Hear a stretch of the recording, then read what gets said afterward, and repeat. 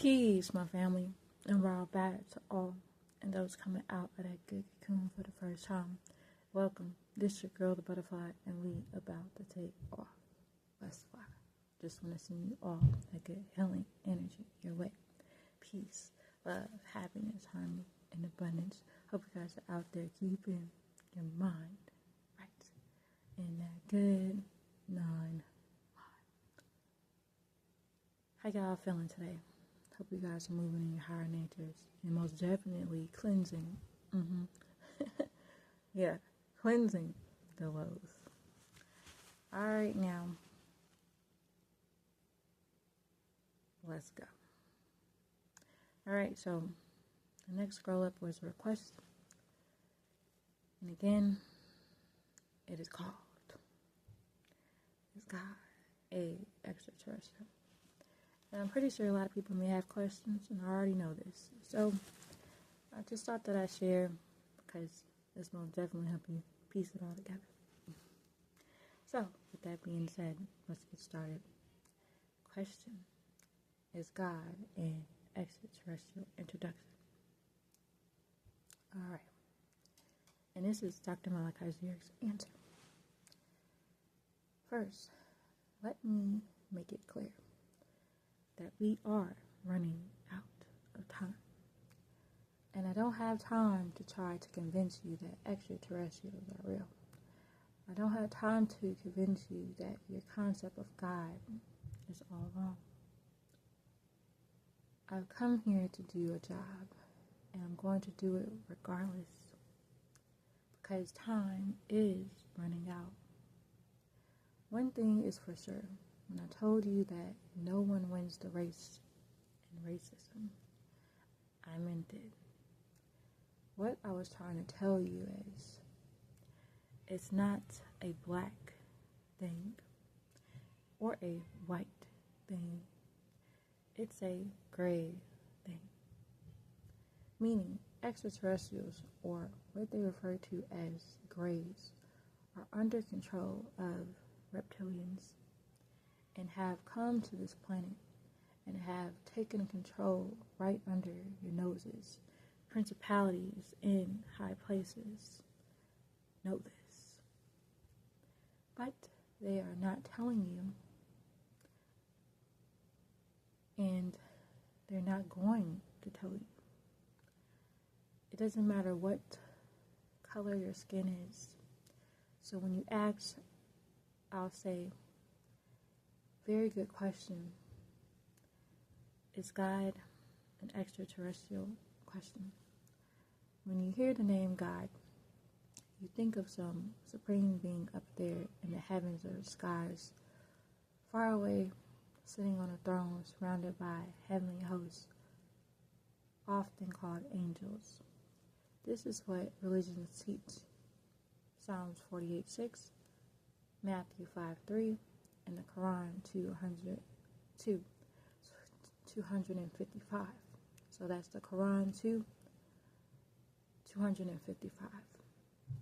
You think of God as an unquestionable, infathomable ruler with power to merely wave his hands and things come to existence or are destroyed. Genesis 1:1, Mark 13:19, the Quran 2:117.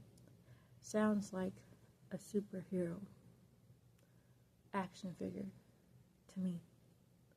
This is the kind of God that people are worshiping. In biblical times, it was Theos to Christians, Yahweh to Jews, and Allah to Muslims, and God to many others. In the modern times, it's extraterrestrials.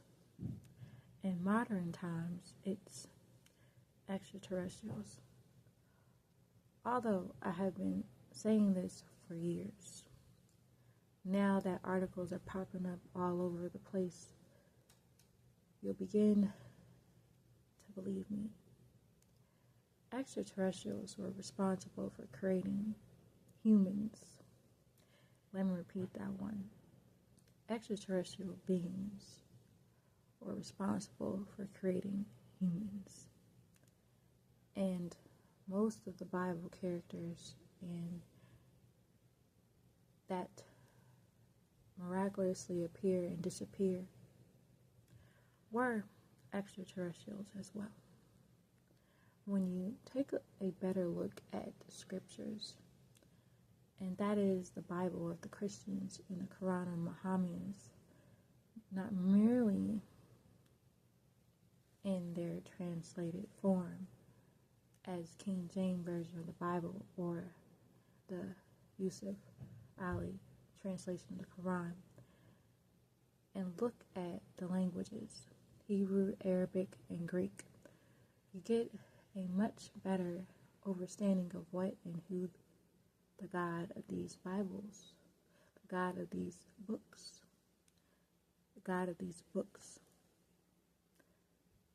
the Old Testament, the New Testament, the Quran, is. The God of the Muslims sit on a throne in the Quran 255, and he gets angry. In the Old Testament, he sits and talks to Moses on Mount Zion, and he tells the chosen children of Israel that he is a jealous God, that he is jealous, so you better not have any other God but me, in Exodus 34:14. And in the New Testament, that wonderful place up there that you will be rewarded for doing good here on earth, in biblical times was called heaven. In modern times, it's called Orion. Thus, when you say above in the Old Testament, in Aramaic Hebrew, the heavens is Shammah or Shamayama or Shamayami, meaning up there or the skies, with the plural ending. When you say the word heavens in the New Testament, in Greek you get Orionos, meaning the heaven of the skies, or simply Orion skies. When you say heaven in an Asyric Syriac Arabic of the Quran, Sama or Samawati, again you get the clouds or up there. None of them can or do give you the exact place for heaven except the Greek, which it says the Orion star constellation. In Job 9:9, 38:31, and Amos 5:8, you think of God as a compassionate, all-loving father figure. In the Hebraic belief, he makes himself appear in these selected prophets like Noah, Abraham, and even Abraham's wife, Sarah. He comes down from heaven, Genesis 11:5, and predicts physical events such as the birth of Isaac, Genesis 17:19, and he sits, Psalms 47:8, and he drinks, Genesis 18:3 through 18:7, and he eats the flesh of cooked dead animals, Genesis 18:8, and he told her he would return in 9 months, Genesis 18:14, and he even drinks wine and eats the flesh of the very creatures of who he has created. Not to mention, he even likes the smell of burning carcasses and disguised under the name of a sacrifice. And he walks in the cool of the day, so he also has physical feelings or senses. Genesis 3:8, and he talks, so he has a voice box. Deuteronomy 5:29, and he even regrets, as in the case of regretting creating human beings. Genesis 6:5 through 6, which are supposedly in his image and after his likeness.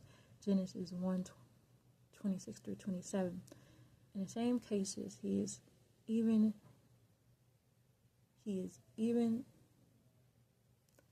satisfied with his own creations, and he changes his mind, as in the case of Abram, when Abraham convinced the Almighty God not to destroy the cities of Sodom and Gomorrah, or on the behalf of one righteous person, Genesis 18:23-28, and he talks, and then he takes land from one nation of people whom he created, such as the Canaanites in the land of Canaan, and gives it to another nation of people like the Israelites, Genesis 12:1-5, and he parts the waters, as in the case of Exodus, on behalf of one nation of people whom he created, and to the people of the same family, being the Egyptians, merely descendants of Mizraim, who was Ham's son, the son of Noah, and drowns them, Genesis 14. This being that you are calling God is not emotionally stable enough to be called the Supreme, the Creator of the universe. He is too easily swayed, sounds too much like a human to me, than the ultimate giver and taker of life. Whether the layman knows it or not, people are no longer going for the religious rhetoric that has been passed down to them from 6,000 years ago. In the case of the Old Testament, 2,000 years ago. In the case of the New Testament, and 1,400 years ago, in the case of the Quran. A time when people didn't know and would believe anything that was thrown at them. Now, people have right knowledge, and we will, and are well aware, and have portable computers with online Bibles and dictionary references, where whatever it is said to them can be looked up on the spot, where they can determine through the rhetoric. You may not like what I'm saying. Again, you may not like what I'm saying. However, you better take a look around and see what direction the world is heading in. Then ask your religious leaders to explain to you extraterrestrials and their origin. Ask them to explain to you what happens to the dreams and hopes of paradise or heaven if a comet or a meteorite hits the planet Earth and wipes out all existence as we know it. Where is God in that question? So, it goes on. It almost happened in 1997 AD. In U.S. Today, the article entitled Solar Blast Cradle to Grave, which states, and I quote, the explosive release of solar energy, known as the ground mass injection, occurred January 7th and traveled 1 million miles deep by the time it struck January 10th. The explosion knocked out the communications in Antarctica, but had no other confirmed serious effects. So it goes on. In January 23rd, 1997 AD, in the U.S. Today, an article entitled Solar Bass saying Cradle to Grave in 1997 AD in March 11 issue of the Sun magazine, where it states that according to the top level NASA insider, a last-ditch effort to undergo or on the way to protect Earth from those 1,080 asteroids. NASA recently launched a hush-hush mission into space, officially make repairs to the Hubble telescope. So it goes on. There is no way you can tell me that an all-loving God is going to let a meteorite destroy the planet Earth without taking his chosen first. And there was no warning in the scripture about this. As far as each religion is concerned, there are the chosen, because everybody thinks that they are the one. This is the reason for most of the war, death and chaos on the planet Earth. You better take another look around without the blindfold of religion. It's very unfortunate for those that won't accept what I say unless they get a confirmation from the media. However, now the UFOs have become one of the greatest topics of discovery and conversation, and people from all walks of life and of various languages are admitting and disclosing what they knew and know. Every day there are news papers and magazines and books with tons of information, and if you turn on your television, you are bound to run into something about extraterrestrials. So it goes on. When I first mentioned motherships and crafts over 31 years ago, as usual, everyone thought I was crazy. People thought I made it up or got it from Honorable Elijah Muhammad, who referred to it as a mother plane.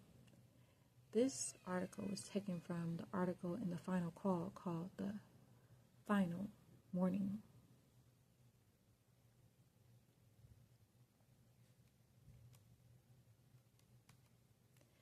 And it goes on.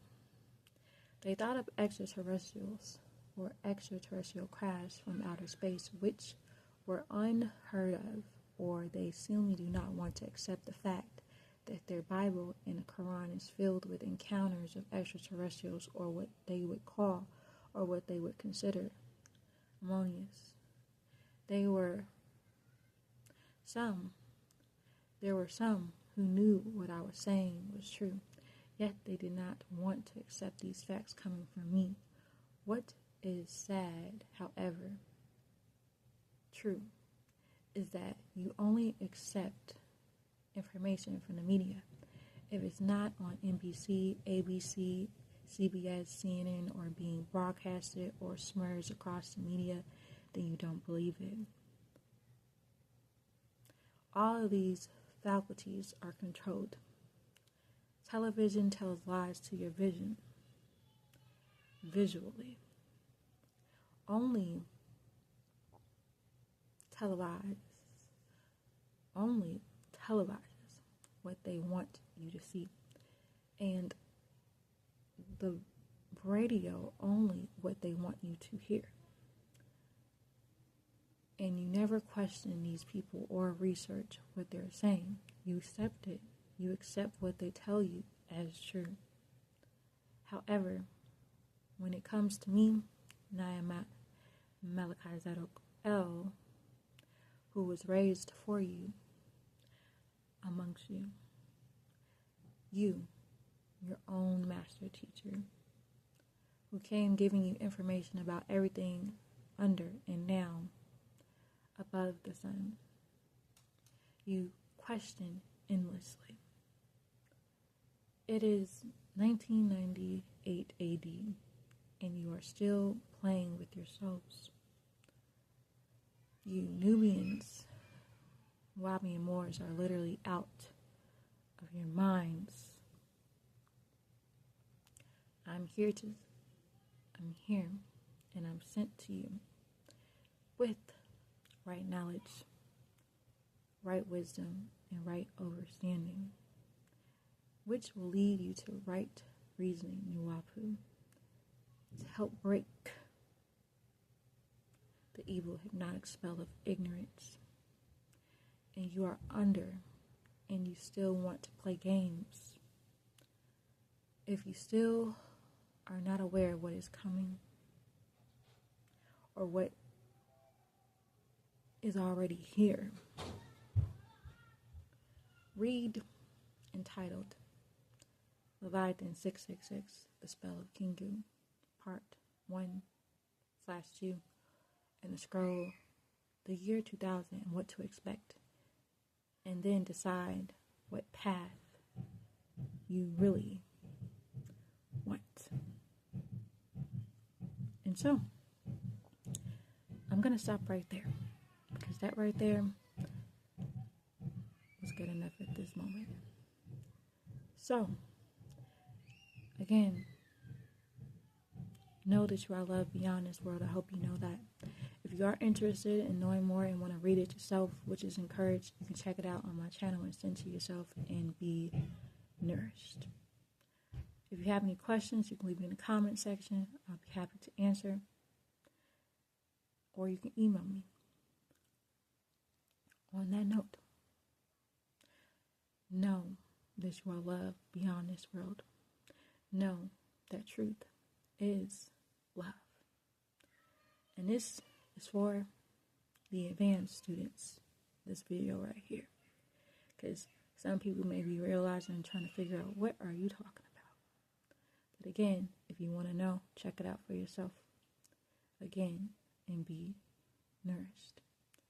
And continue on with the other scrolls and the things that I'm doing, because again, it's going to piece it all together for you as I continue. So, this was by request, so I know this was more a random thing, but this was by request, so I did it for and by request. So, I'm going to leave it at that.